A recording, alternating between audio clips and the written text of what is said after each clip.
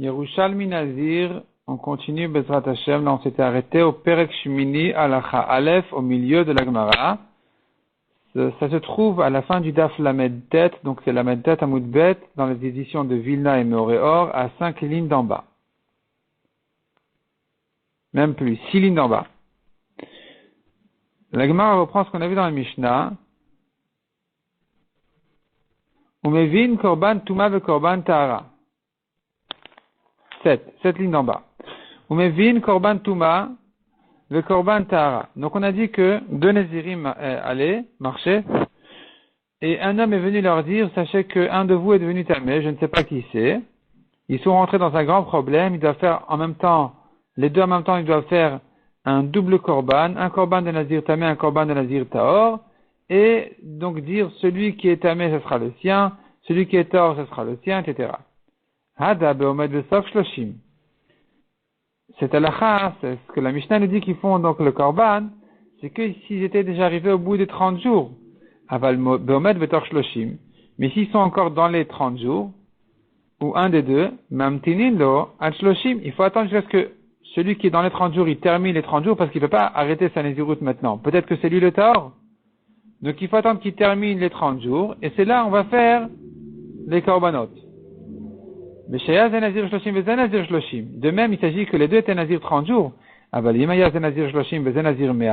Mais si un d'eux était nazir 30 et l'autre était nazir 100 jours, alors à nouveau, on ne peut pas ici faire tout de suite les korbanot et se raser. Parce que peut-être que le tahor, c'est celui qui doit faire 100 jours, il doit les terminer.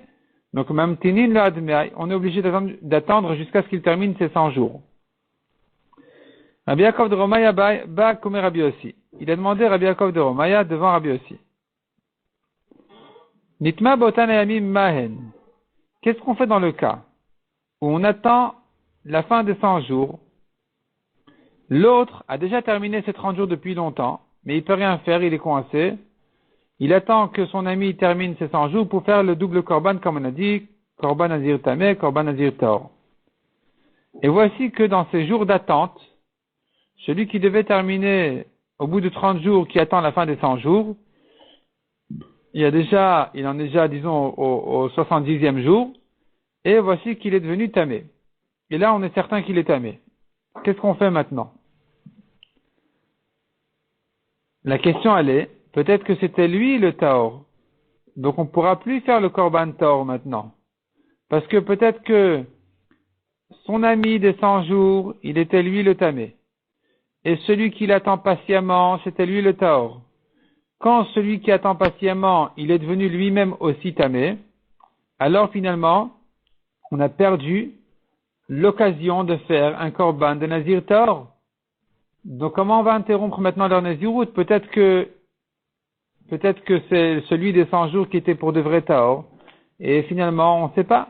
Soit les deux sont tamés, soit il y a un tamé et un tahor. Comment on va faire le korban du nazir tahor maintenant dans le doute? Amar il a répondu, ça ressemble au cas où il doit rechercher une troisième personne, un ami de dehors, donc de la rue, qui viendrait lui compléter, qui viendrait en fait lui résoudre son problème en étant lui aussi nazir. Donc ici aussi, ces deux nazirim là seront obligés de rechercher un troisième qui va bien être nazir tahor pour pouvoir faire un korban de nazir tahor. Comme dans le cas où il y en a que un, plus que un, parce que l'autre il est mort, où là aussi on l'a dit d'aller chercher quelqu'un dehors. Donc d'aller chercher quelqu'un pour qu'il soit nazir tahor. Shatayain betor shloshim yom arishonim. Si maintenant, dans le cas où on a dit il doit faire 60 jours, 30 et 30. Pourquoi? Parce que sur chacun d'eux, je crains que c'est lui le nazir tamé, donc il doit refaire 30 jours. Si maintenant il abuse du vin, mais torche le shim arishonim dans les 30 premiers jours, et no loke, on ne le frappe pas. Mais torche le shim arishonim loke. Mais dans les 32e jours, il est 8 chayav malkout, il faut inverser ici la version, et dire le contraire. Dans les 30 premiers jours, il est chayav, parce que là c'est sûr qu'il était nazir. Dans les 30 derniers jours, il est pas tout parce qu'on ne sait pas. Peut-être c'était lui le nazir tahor, et que ces 30 derniers jours-là, ils servent à rien, ils ne sont là que dans le doute, donc on ne peut pas le rendre chayav dans ce cas-là. Haba minashuk, si maintenant dans le cas où on a demandé à quelqu'un de l'extérieur de bien vouloir être nazir, pour résoudre le problème de celui-là, donc comme dans le cas où un des deux Nézirim sur lesquels on a un doute, il est mort, il n'en reste plus qu'un qui ne sait pas s'il est tamé ou tort, il ne peut pas faire un korban de nazir tort sans demander de l'aide à quelqu'un de l'extérieur. Ce quelqu'un de l'extérieur, il doit faire une naziroute en disant soit je la commence tout de suite, soit dans 30 jours. Donc il fait un tnaï, il garde 60 jours de naziroute comme on a vu dans la Mishnah. Si maintenant celui-là, il a bu du vin, qu'est-ce qu'on fait? Et non lequel alashnim vers la chonim. Ni il est chayav malkout pour les premiers 30 jours, ni pour les derniers 30 jours. Je ne sais pas pourquoi c'est la Gemara dit shnim et achronim. Normalement, ça devrait être ni à la rishonim, ni à la achronim. En tout cas, il n'est pas chayav. Il n'est pas chayav du tout. Pourquoi? Parce qu'on est toujours dans le doute. Il ne sait pas s'il doit être nazir les 30 premiers jours ou les 30 derniers jours. Si son ami, il était tamé, alors lui, qui est venu de dehors, il doit être nazir taor les 30 premiers jours, de manière à pouvoir faire un korban nazir taor et un korban nazir tamé. Et si son ami, qui lui a demandé donc de l'aider, il était tahor, il se trouve que ce nazir-là qui est venu du chouk, de l'extérieur, il ne commence à nazirout que les 32e jours, qu'au bout de 30 jours. Et donc ici, dans le doute, on ne le frappe pas s'il a bu du vin. Ad kedun jusqu'à présent, b'shei troubo, al zebifne asmo, al zebifne asmo.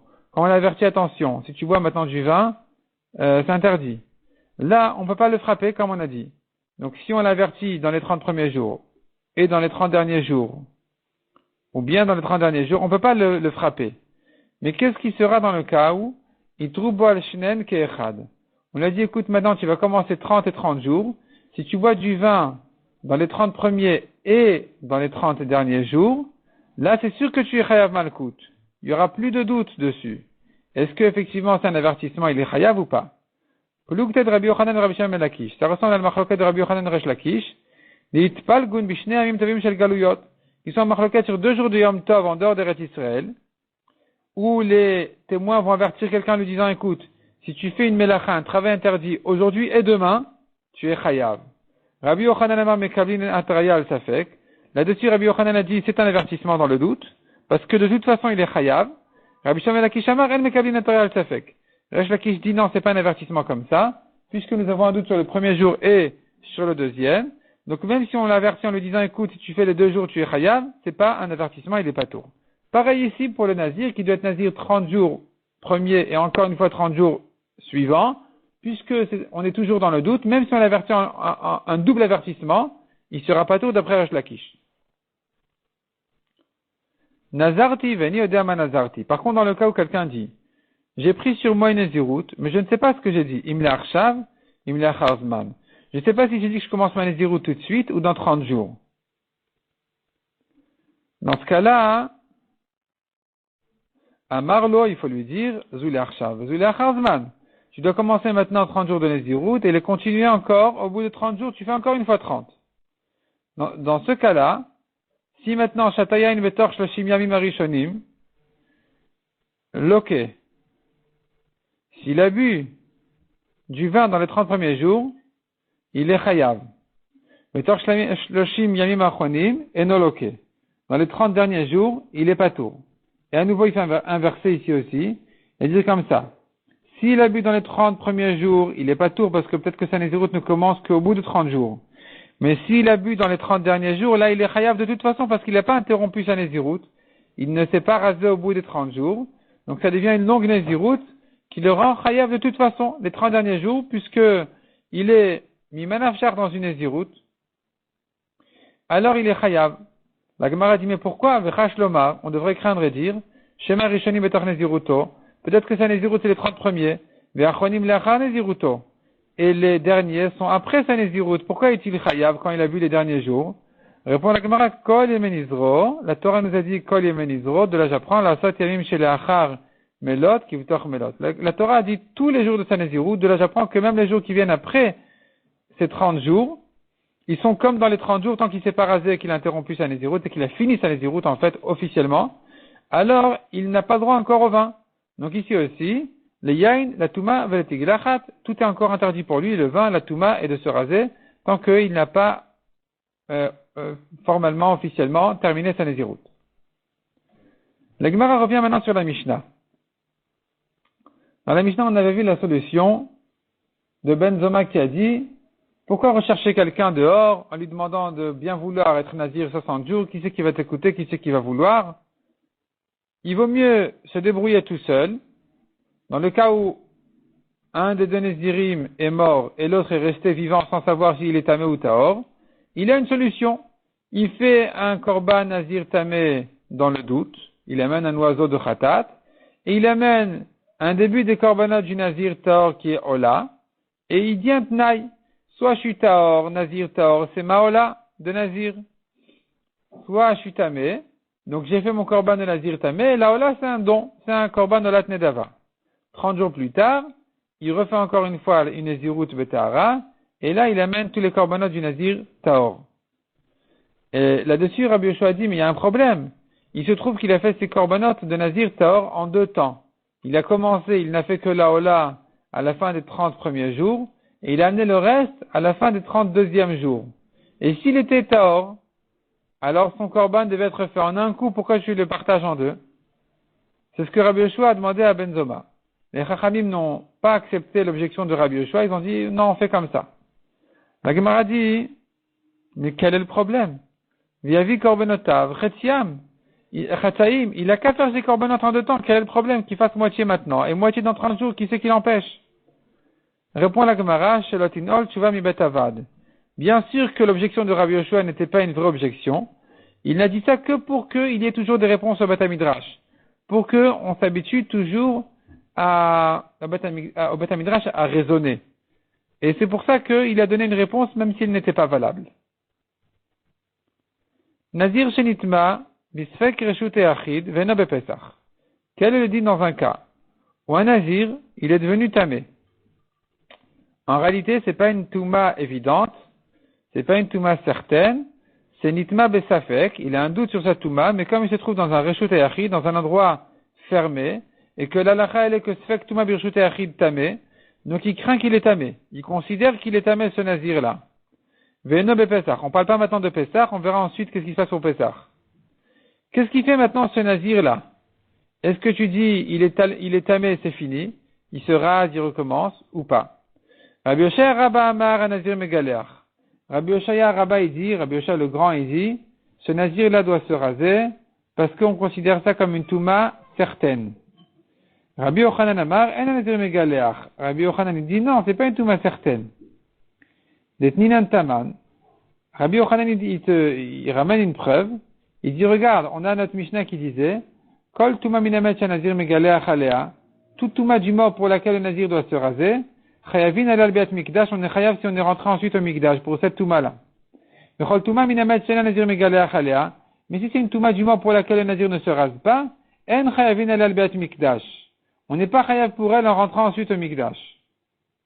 Donc maintenant, puisque Rabbi Yochanan dit, mais certainement, dans un cas où il est tamé que dans un doute, birshut hayachid, même si tu considères qu'il est tamé, s'il est rentré ensuite au mikdash, il n'est pas chayav. C'est quand même pas une touma certaine. Même si tu considères et tu supposes et tu crains qu'il est tamé, on va pas en arriver quand même à dire que c'est une touma évidente et qu'il est chayav quand il est rentré ensuite au mikdash. Donc, puisqu'il n'est pas chayav au mikdash, il ne se rase pas non plus pour ça. C'est-à-dire que puisqu'on a comparé le nazir qui se rase à être chayav au mikdash, donc je saurais aussi dans l'autre sens que s'il n'est pas chayav au mikdash, il se rase pas pour ça non plus. Ça, c'était la raison de Rabbi Yochanan. Nouvelle question. Yachid shenitma besfek reshut yachid bepesach. Un homme, pas nazir. Il a un sfek touma, un doute de touma dans un reshut yachid, on considère qu'il est tamé. Et maintenant, c'est Pessah. Il peut faire son korban Pessah ou il peut pas le faire. Comment il fait? Rabbi Yoshaya Amar idachel le Pessah sheni. Rabbi Yoshua qui considère que c'est une touma certaine, on considère qu'il est vraiment tamé, alors il faut le repousser à Pessah sheni. Rabbi Yochanan Amar, meshalchin oto derech echoka. Rabbi Yochanan qui dit non, c'est pas encore une touma évidente, on peut pas le repousser comme ça au Pessah sheni. Et s'il est tahor, comment tu le repousses à Pesach Sheni? La solution, elle est de l'envoyer, le renvoyer d'ici. On va l'envoyer loin, et puisqu'il se retrouve au loin de Yerushalayim, loin du Beth Amikdash, alors il est pas trop du Korban Pesach de toute façon, et il est repoussé au Pesach Sheni. Ve'atia kiyedam Rabbi Yochanan, ça va comme ce que Rabbi Yochanan a dit. Nitma tumat atehom, meshalchin oto derech echoka. Celui qui est tamé une tumat atehom, une tumat dans le doute, on ne sait pas s'il était tamé ou pas. Comment il fait pour son Pesach? Alors, pour ne pas rester dans le doute, on va le renvoyer au loin de manière à ce que il soit pas trop du Pesach Rishon et repoussé au Pesach Sheni. Maintenant, dans le cas de Tzibur Shenitma Besfek Reshut Yachid de Pesach, si maintenant la majorité du Tzibur, la majorité d'Israël, ont eu un Sfek Touma, un doute de Touma dans un Reshut Yachid, alors qu'ils doivent faire leur Korban Pesach, comment on fait? Rabbi Yochanan Amar Yaseh Bisfekan. Rabbi Yochanan qui dit que ce n'est qu'un doute, on suppose qu'il est tamé. Alors ici aussi, on va supposer que le Tzibur il est tamé. Et si le Tzibur il est tamé, il fait Betouma. On sait bien le Korban Pesach, il se fait même Betouma, même Beshabbat. Donc on va faire le Korban Pesach Betouma, mais ce n'est qu'un doute. C'est-à-dire que c'est un autre tamé qui n'a pas de doute sur sa Touma, ne pourra pas en profiter pour dire, de toute façon tout le monde fait Betouma, j'ai qu'à le faire aussi Betouma. Non, on lui dira, non, toi tu fais Pesach Sheni. Parce que ce n'est qu'un doute pour le Tzibur. Donc tu peux pas être certain que tout le monde l'a fait Betouma. Rabbi Yoshaya Amar Yaseh Betouma. Rabbi Yoshaya dit non, ça c'est un Pesach qui s'est fait Betouma, puisque tout le monde a un Sfek Touma Birshut Yachid, on considère que c'est vraiment tamé. Donc dorénavant, tous les Tmeim sont invités à faire le Pesach avec tout Israël qui le font cette année Betouma. La Gemara dit on va pas exagérer. Af Rabbi Yoshaya Rabba Modé. Même ici, même Rabbi Yoshaya Rabba, il sera d'accord. Shiasu Bisfekan. On va pas considérer ça comme une Touma Vadaï, comme une vraie Touma du Tzibur, qui donc on va inviter tous les Tmeim. Non. On va quand même craindre qu'ils ne sont pas tamés. On va le faire que dans le doute. L'homme à Rabbi Yoshaya est là, les Chumrin. Car Rabbi Yoshaya n'a parlé que pour la Chumra, il n'a pas parlé aussi pour la Kula. C'est pas parce que Rabbi Yoshua a dit, je suppose, on considère qu'il est vraiment tamé, qu'on va se permettre aussi d'inviter tous les Tmeim. On craint la Touma, on suppose qu'il est tamé, oui, mais ce n'est que pour la Chumra. De là à inviter tous les Tmeim, on ne va pas exagérer. Donc, Rabbi Yoshua sera d'accord ici avec Rabbi Yochanan. Celui qui est Vadaï tamé, il fait Pesach Sheni. Le Tibour fait Pesach Rishon, comme on a dit, Miman Afshar. S'ils sont tous Tmeim, alors le Pesach se fait Pesach Rishon Betouma. Et s'ils ne sont pas Tmeim, tant mieux, ils le font en tant que Pesach Rishon Betahara. Rabbi Yochanan Amar Beshem Rabbi Benaya. Israël Arel, un Israël non circoncis qui n'a pas fait la Mila, Mazin Alav. C'est pas gênant, on peut quand même le purifier en aspergeant sur lui de la vache rousse. La preuve, chez Kelmatin et chez Kibla Voten Amidbar, nos ancêtres, quand ils sont sortis du désert et rentrés en Israël, eh bien, ils ont reçu Hazayat Arelim. Alors qu'ils étaient Arelim, on a aspergé pour les purifier, avant de faire le Pessah en rentrant en Israël. Et donc, tu vois que c'est pas gênant, là, or là. On peut purifier de la Touma d'un mort en aspergeant sur quelqu'un qui est Arel, qui n'a pas fait la Mila. Amar Aprizdat Yakemadamar Biudalef Malou. Ça va, hein, d'après celui qui dit qu'ils ont fait la Mila le 11 Nissan.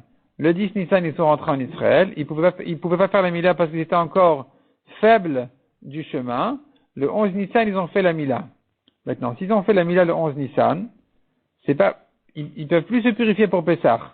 Parce que un homme qui est tamé pour un mort, il doit se purifier le 3e et le 7e jour. Donc pour se purifier le 3e et le 7e jour, il y a entre le 3e et le 7e jour, nous avons 4 jours. Donc maintenant, on devait asperger sur eux le 10 et le 14. Le 10 et le 14.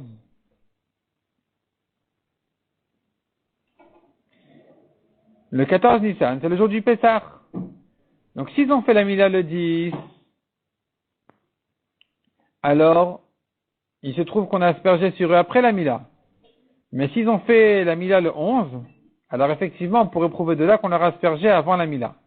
Donc ce qu'on a dit qu'on leur a aspergé avant la Mila, ça va d'après celui qui dit on a fait la Mila le 11. Or le 10 on a aspergé, parce que si tu asperges pas le 10, c'est fini, tu as perdu le Pessah. Beram keman damar ba'asiri malou. La Gemara dit, mais d'après celui qui dit qu'ils ont fait la Mila le 10,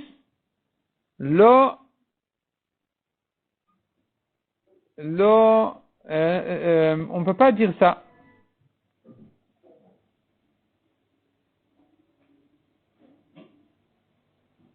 L'omanu azayat arelim. On n'a pas ici une histoire de Azaya, on aurait aspergé sur des arelim parce qu'ils ont déjà fait la Mila le 10, on a aspergé ensuite après la Mila, donc il n'y a pas de problème. Il n'y a pas de preuve de là. Rabbi Avin, mikol makom l'omanu azayat arelim. Rabbi Avin, il dit non, mais quand même, ils ont commencé le compte des 7 jours en tant que arelim parce que il faut asperger le 3e et le 7e jour. Maintenant, on aura aspergé, disons, le 10 en tant que 3e jour. Ils n'étaient pas tamés la veille. Ils avaient des anciennes toumotes, et là, on voulait les purifier pour le Pessah, donc on a dû asperger le 10 Nissan, en tant que 3e jour. Il se trouve que tu as commencé le compte des 7 jours, en tant que Arelim, avant la Mila. Donc tu vois que c'est pas gênant là, là, parce que même le compte des 3 jours, des 3 premiers jours, ça rentre déjà dans le compte de la purification. Or, c'est sûr qu'ils ont commencé le compte en tant que Arelim, mais c'était pas gênant. Rabbi Elazar b'shem Rabbi Hanina, Maaseh beKohen Harel, Sheuza. V'urcheroa zeyotav. Il raconte l'histoire d'un Kohen Harel, Sheuza, un Kohen donc qui n'avait pas fait la Mila. Sheuza, ça veut dire on a aspergé sur lui. Mais d'après d'autres versions, c'est Shehiza, c'est lui qui a aspergé sur d'autres personnes pour les purifier. V'urcheroa zeyotav, les Chachamim on dit que c'est kasher, c'est bon. Taner Rabbi Eliezer ben Yaakov Omer. Istratiot v'shomret tzirim, les soldats, les gardiens des portails de Yerushalayim, en voyant apparemment la grandeur d'Israël, quand ils montaient au Beth Amikdash, ils ont décidé de se convertir. Et ils l'ont fait comme ça rapidement dans la précipitation. Ayub Yerushalayim et Tavlou, ils étaient à Yerushalayim et ils ont fait la Mila, ils se sont trempés, Ve'achlu Pisrem La'erev, et au soir ils ont déjà mangé leur Pessah. Ils sont convertis le 14 Nissan. Donc ils ont fait la Mila le 14 Nissan, ils sont trempés au mikveh, et le soir ils ont déjà pu manger leur Korban Pessah. Donc tu vois que la Gemara ici fait allusion à une marloquette Bet Shammai et Bet Hillel. Est-ce qu'un converti peut manger immédiatement de son Pessah au soir, oui ou non? Et ici, d'après ça, le Yerushalmi pense comme Bet Shammai qui dit que c'est permis. Il ne faut pas attendre 7 jours de purification comme si c'était écarté de la tombe ou du mort. Non. On dit qu'il peut se convertir et immédiatement manger du Pessah.